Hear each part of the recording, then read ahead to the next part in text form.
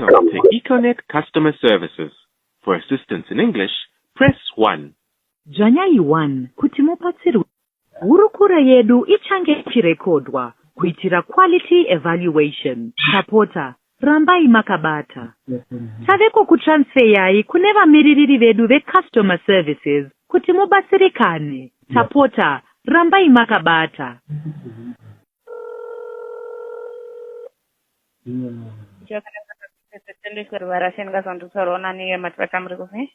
Mutaura na Charles Chondura. Charles Murikusi. Mufuna ndiri kuno kubudiriro file. Zvakanaka Charles, ndokubatsira usena veEconet wallet.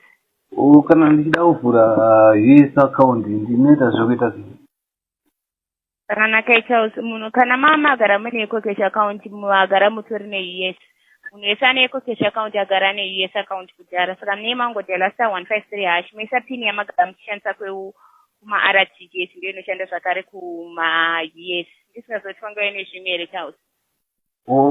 Ndisingazivo panyaya idzidzi dzokuti maelection akabiriridzwa munodziona sei? Urombo nedambudziko ramasanganidzana naro, asi tine urombo hatikwanisi kunge tichikomenta izvozvo. Hatiitiwo nezveizvozvo. So mune makutondisendera nhamba dzenyu katotaura pari pafoni. Urombo naizvozvo hatikunge tichidaro.